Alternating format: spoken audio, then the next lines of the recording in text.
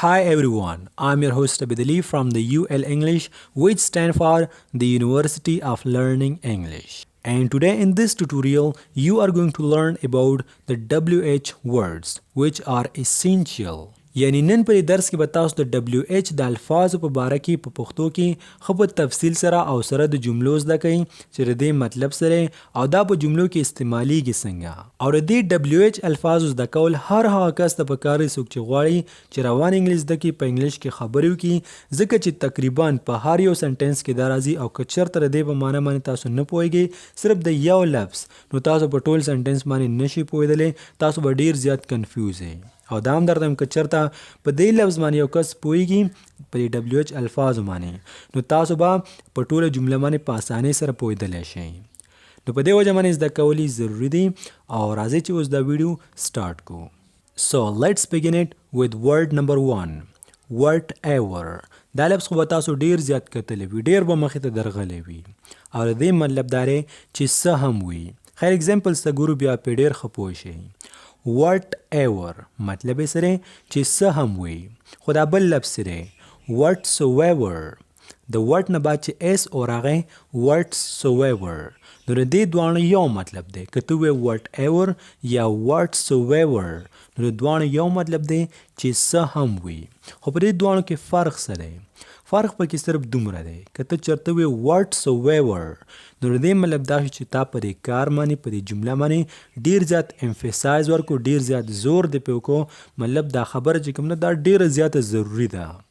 خو که ته چېرته whatever وې نو بیا دا لږ داسې هلکه شانته دی په دې کې دا فرق دی. بل فرق ورکې دا دی چې whatsoever دا به ته په انفارمل انګلیش کې لیکي مطلب ته چا سره انګلیش صرف وایې خپلو ملګرو سره وایې یا په بل ځای کې وایې whatsoever وایه بیخي صحیح دی. خو نه که ته چېرته انګلیش لیکي یو درخواست لیکي یو بل څه لیکي په سکول کالج یونیورسټۍ کې نو ته به په دې سچویشن کې بیا whatsoever نه لیکي ته به لیکي whatever یعنی whatsoever انفارمل انګلیش کې استعمالیږي عام چې مونږ استعمالوو او whatever په فارمل انګلیش کې استعمالیږي. ته یو درخواست لیکي یو خط لیکي په سکول کالج یونیورسټۍ کې یا بل سرکاري سطح باندې نو ته به whatever لیکي.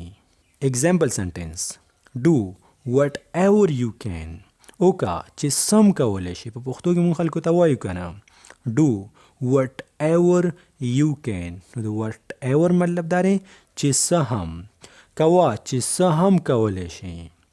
do whatever you want کوه چې څه دې خوښه وي څه ته غواړئ که چېرته چاته وایې چې کوه څه چې ته غواړې کوه نو بیا ورته وایې do whatever you want ځکه چې د want مطلب دی غوښتل.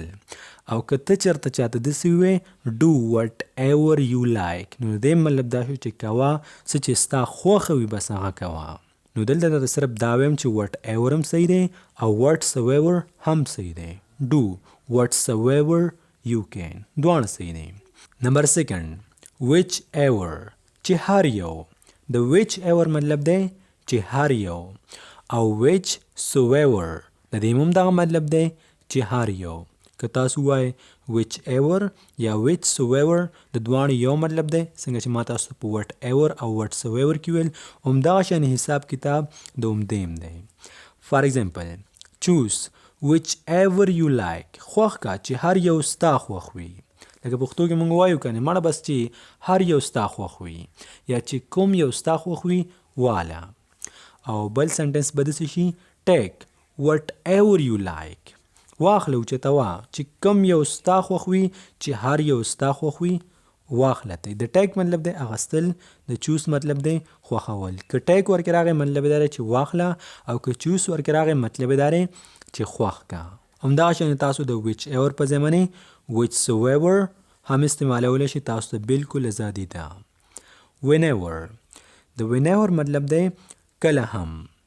whenever خو دا whenever به تاسو نه وایئ دا به تاسو یو ځای وایئ whenever اصل نه چې تاسو داسې وایئ whatever یا whichever داسې به نه وایئ whatever یا whichever whenever داسې یو ځای به وایئ او د whenever مطلب دی کله هم. You can come whenever you want. مړه چې کله د خوښه وي راتلی شي. چې کله د خوښه وي راتلی شي. You can come whenever you want. مطلب دا چې کله هم ستا خوښه وي بس ته راتلی شي زموږ دروازې ته همیشه کولاوې دي. You can come ته راتلی شي. Whenever کله هم چې whenever ورکې راغی مطلب دا چې کله هم you want. اوس بل سنټنس پر دې داسې شي You can come whenever you feel like. مړه راتلی شي چې کله د زړه وغواړي. کله هم چې ستا زړه وغواړي ته راتلی شي. د feel like مطلب دی زړه غوښتل او دا درته ما تقریبا په ډېرو ویډیوګانو کې ویلي. دا یو ډېر اهم لفظ دی. Wherever چېرته هم. Wherever چېرته هم. ګوره په دې کې همدغه یو خبره ده ښه. whensoever تاسو په whenever کې ویلی شي او wheresoever تاسو دلته په wherever کې ویلی شي. همدغه یو مطلب دی خو که چېرته ډېر زور پې ورکوئ دا خبره ډېره زیاته اهم وي نو بیا تاسو wheresoever وایئ او که نه بس عام خبره کې بس صرف wherever. ښه د wherever مطلب دی چېرته هم. go wherever you want to. چېرته چې ځې لاړ شه. چېرته چې د خوښه وي لاړ شه. go wherever you want to. چېرته چې غواړئ چېرته د خوښه وي بس لاړ شه. ښه ستاسو د معلوماتو دپاره بله درته دا وایم چې دا اس او چې ورکې راشي لکه د وټ ایور نه چې whatsoever جوړ شي نو دا په امریکن انګلیش کې ډېر زیات استعمالیږي. whomever چاته هم. whomever څه مطلب دی چاته هم. whoever د دې هم دغه مطلب دی چاته هم. د whomever په ځای باندې تاسو whomsoever هم ویلی شي. د درې واړو یو مطلب دی چاته هم. خو دا whoever چې کوم دی دا به ستاسو دپاره لږ نوی وي او د دې اګزامپل به داسې شي You can invite whomever یا whomsoever یا whoever you like. چې کوم ستاسو خوښ وي هغه تاسو ویلی شي. په دې وجه درته وایم که چېرته د درې واړو کې تاسو ته کوم مخې ته راشي د درې واړو یو مطلب دی ستاسو کوم خوښ وي تاسو بالکل استعمالولی شي. او د سنټنس مطلب دا دی چې وایه چاته هم دعوت ورکې بس ستا خوښه ده ورکه چې چاته هم ورکې. د whomever مطلب دی چاته هم. یعنی ته چاته هم ویلی شي چاته هم دعوت ورکولی شي څوک چې ستا خوښ وي بس راغواړئ. د انوایټ مطلب دی دعوت ورکول رابلل. یو واده دی او تاسو هغې لپاره څوک انوایټ کوئ او ستاسو والد صاحب تاسو ته وایي چې وایه چې چاته ویلی شي چې څوک پیژنې ورته ووایه نو په انګلیش کې داسې ویل کېږي You can invite whomever you like. چې څوک د خوښ وي ورته ووایه. Invite whomsoever you know. ګوره په هغې کې whoever راغی whomever او دلته راغی whomsoever. نو د whomever whomsoever او whoever د درې واړو یو مطلب دی او د دې سنټنس مطلب دا دی چې څوک پیژنې راوی بله چې څوک پیژنې دعوت ورته ورکه. نو بس دغه یو څو WH والا الفاظ و چې د دې په باره کې ډېر زیات انګلیش زده کوونکي کنفیوز وي او زه امید کوم چې ستاسو دا کنفیوژن دا به اوس ختم شوی. اوس راځئ ما ستاسو دپاره یو څو نورې جملې ساتلي چې هغه د هغې زده کول هم ستاسو دپاره ډېر زیات ضروري دی. نو نمبر 1 سنټنس ورکې دی He often lies. مطلب یې څه دی؟ پښتو کې چې موږ وایو چې مړه هغه اکثر دروغ وایي. He often lies. هغه اکثر له دروغ وایي د هغې په خبرو باندې یقین نه دی پکار. You have no right to order me. تا سره هېڅ واک اختیار نشته چې ما ته اډر راکړي یعنی په ما باندې اډر نشي چلولی ته ما باندې حکم نشي کولی. You have no right to order me. ته ما ته اډر نشي راکولی. Let me see. پرېږده چې وګورم. Let me see. مطلب یې څه دی؟ پرېږده چې وګورم. You are wrong. ته غلط دی. You are wrong. د دې مطلب دا دی کله چې موږ ته څوک ووایي چې ښځه ووایه که نه په دې کې زما څه ګناه ده زه په حقه یم که ناحقه یم. که چېرته یو کس په ناحقه یې ناجایزه کړي تاسو ورته ویلی شي You are wrong. ته غلط یې یا ته په ناحقه یې تا ناجایزه کړې ده او he is right. هغه په حقه دی. هغه صحیح خبره درته کړې ده. هغه په حقه دی. رایټ مطلب صحیح د رونګ مطلب دی غلط. He is kind. هغه مهربان دی. He is kind مطلب دا چې هغه یو مهربان انسان دی یو زبردست انسان دی. It does not make sense. د دې څه مطلب نشته. It does not make sense مطلب دا چې د دې څه مطلب نشته. how does it matter څه پروا کوي. how does it matter مطلب دا چې دا څه پروا کوي. it doesn't matter هیڅ پروا نه کوي. it doesn't یا does not matter مطلب دا چې دا هیڅ پروا نه کوي، هیڅ خبره نه ده. I find it difficult دا ماته مشکل ښکاري. I find it difficult مطلب دا چې دا ماته داسې مشکل ښکاري. I don't find it difficult دا ماته مشکل نه ښکاري، مانا دا خو آسان کار دی. I don't find it difficult مطلب سره چې یاره دا خو ماته څه مشکل نه ښکاري، دا خو ډېر آسان دی. He is honest هغه ایماندار دی. honest ویل کېږي ایماندار ته، او دا چې کوم دی د دې په سر کې h راغلی نو دا h silent دی. he is honest نه ویل کېږي، دا ویل کېږي honest. هم مطلب دی چې هغه ډیر ایماندار دی. د یو سړي باره کې خبره کېږي، د یو هلک باره کې خبره کېږي. که چېرته تاسو د یو ښځې باره کې خبره کوئ بیا د هي په ځای شي. it's clean دا صفا دی. it's یا it is clean دا صفا دی. تاسو داسې هم ویلی شئ it is clear دا صفا دی. څه صفا دی؟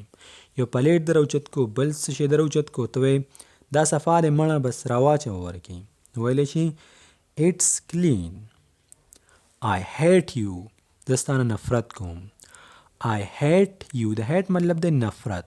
که چېرته یو کس بل کس ته ووایي I hate you زه ستانه نفرت کوم. I hate him زه د هغه نه نفرت کوم، زما نه دی خوښ. I hate him. Why do you hate me ته زما نه ولې دومره نفرت کوې.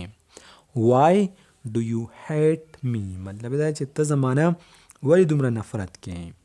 what to eat څه به خورو. what to eat مطلب دا چې څه به خورو. what to drink څه به څکو. what to drink څه به څکو. کوک به څکو، سټینګ به څکو، که نه بل څه به څکو. are you going آیا ته ځې. are you going ته د چا نه پوښتنه کوې چې ته ځې نو ورته ویلی شي are you going. I like both زما خو دواړه خوښ دي. I like both زما خو دواړه خوښ دي. یو کس درته ووایي چې what to drink څه به څکو، کوک که سټینګ، ته ورته وایي چې یاره زما خو دواړه خوښ دي، نو ویلی شي I like both. د both مطلب دی دواړه. I can't move د خوځېدو نه یم. یو کس ډیر زیات ستړی شي یا خوراکو کې یا بیماری ناروغی او په پښتو کې وایي که نه چې یاره بس د خوځېدو نه یم، په کټ کې پروت یم. په انګلیش کې ویلی شي I can't move. I can't eat نشم خوړلی، یو کپ مې نه تېرېږي. I can't eat نشم خوړلی. The power has gone off بجلی لاړه. The power has gone off مطلب دا چې بجلی لاړه یا بجلی تلې ده. The power has gone off. تاسو داسې هم ویلی شي The power went off بجلی لاړه. The power went off بجلی لاړه. داسې هم ویلی شي The electricity went off بجلی لاړه. electricity مطلب دی بجلی، power مطلب دی بجلی. I'm just coming بس دارې در روان یم. I'm just coming مطلب سره چې بس دارې در روان یم، بس دارې درځم. یو کس درته رنګ وکړي څنګه چللی په کوم ځای کې، ته ورته بس دارې در روان یم، درالم ښه درځم. Don't drag me into this په دې کې ما مه راښکه، مهرباني وکړه په دې کې ما مه راښکه. Don't drag me into this مطلب دا چې یاره په دې کې ما مه راښکه. As you like چې څنګه ستا خوښه وي. As you like مطلب دا دی چې څنګه ستا خوښه وي. Do what I say بس همداسې وکړه څنګه چې ما درته وویل. Do what I say مطلب دا دی چې بس همداسې وکړه څنګه چې درته زه وایم، دې نه اخوا دېخوا مه کوه. Keep trying کوشش کوه. Keep trying مطلب یې سره کوشش کوه. Rest assured دا خو ډېر زیات ضروري سنټنس دی او د دې مطلب دا دی چې بېغمه شه. Rest assured مطلب یې سره بېغمه شه. لکه موږ ته یو کس د یو کار ووایي چې پلانکی کار به داسې وکړي، موږ ورته بس وبشي ښه ته بېغمه شه، بیخي بېغمه شه. نو په انګلیش کې تاسو ویلی شي rest assured. Don't favor me په ما باندې احسانونه مه کوه. don't favor me مطلب دا دی چې په ما باندې احسانونه مه کوه. I have no opinion on this matter په دې معامله کې په دې خبرو کې زه سم نه یم، یعنی په دې خبرو کې یا په دې معامله کې زه کار نه لرم. یو کس د پوښتنو کې د دوه مختلف پارټیانو په باره کې او ته ورته وایې چې یاره په دې کارونو کې زه کار نه لرم، په دې خبرو کې په دې معاملو کې زه ګوتې نه وم، نو ورته ویلی شي I have no opinion on this matter. بس سمپلی خبره ور ختمه که. I'm busy right now. زه خو اوس مصروف یم. I'm busy. د I am busy مطلب دا دی چې زه مصروف یم، خو که چېرته ورکې right now راشي نو مطلب دی همدا اوس. یاره زه خو اوس مصروف یم، اوس نشم تللی، اوس چکر ته نشو تللی، زه اوس ډېر مصروف یم. I'm busy right now. It seems. د it seems مطلب دی داسې ښکاري. It seems صحیح مطلب دی داسې ښکاري، لکه پښتو کې مونږ وایو داسې ښکاري چې ته بیمار یې، داسې ښکاري چې ته دروغ وایې، داسې ښکاري چې ته ملته نه یې ورغلی، داسې ښکاري چې تا ته هم پته نشته. نو سنټینس په سر کې تاسو ویلی شي it seems. It seems to me. بیا د it seems to me مطلب دا شو چې ما ته داسې ښکاري، ما ته داسې ښکاري چې ستا په سر باندې درد دی، ما ته داسې ښکاري چې ستا دماغ خراب دی. It seems to me. It seems to me that you are out of your mind. ما ته خو داسې ښکاري چې ستا دماغ خراب دی. It seems to me that you are out of your mind. You stay out of this. ته په دې معامله کې مه راځه، ته د دې معاملې نه ځان بار ساته. You stay out of this. فار ایگزامپل ستاسو د دوه کسانو په منځ کې څه خبره راسه لانجه راغلی او بل یو کس ورکې هسې رادانګي او خبرې کوي، نو ته ورته وایې چې یاره بس ته د دې نه ځان لرې ساته، صحیح ده، ستا برې کې څه کار نشته. You stay out of this. یا ته یو کس ته نصیحت کې چې ګوره ته په دې خبرو کې مه راځه، صحیح ده، ته په دې خبرو کې کار مه لره، نو ته ورته ویلی شي You stay out of this. په دواړو سچویشن کې دا استعمالیږي. It's between us. دا زموږ د دواړو خبره ده، بس ته په دې کې کار مه ساته. د it's between us مطلب دا دی چې دا خبره چې کوم روانه ده بس دا زموږ د دواړو ده، ته مهرباني وکړه په دې کې کار مه لره. I'm tired of eating it anymore. زه خو په دې باندې نور ستړی شوم، یعنی په دې خوړلو خو زه نور ستړی شوم. I am tired مطلب دا چې زه ستړی یم، زه ستړی شوم. of eating it anymore نور په دې خوراک باندې، په دې خوراک کولو باندې خو زه نور ستړی شوم. د anymore مطلب دی نور، یعنی پښتو کې چې مونږ وایو نور خو زه ستړی یم، نور خو زما دماغ خراب شو، نور خو زه راتنګ شوم. که چېرته تاسو داسې ووایئ he is tired of eating this، هغه خو په دې خوړلو باندې نور ستړی شو، یعنی په دې خوراک کولو باندې خو هغه نور ستړی شو. And now here, it was the final sentence for today, and I do believe that you must have enjoyed this lesson. You must have learned something new from today's lesson as well. بس اوس په همدې ځای کې تقریبا چې موږ ته پکار دی چې دا ویډیو بس ختمه کړو، ځکه چې بیا به ویډیو ډېره زیاته اوږده شي او زه نه غواړم چې تاسو بور کړم.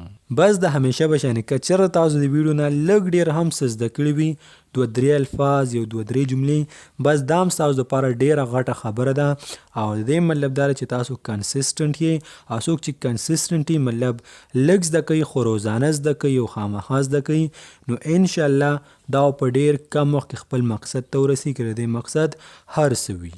Inshallah, I will try my best to see you next time with another lesson. Until take care and goodbye.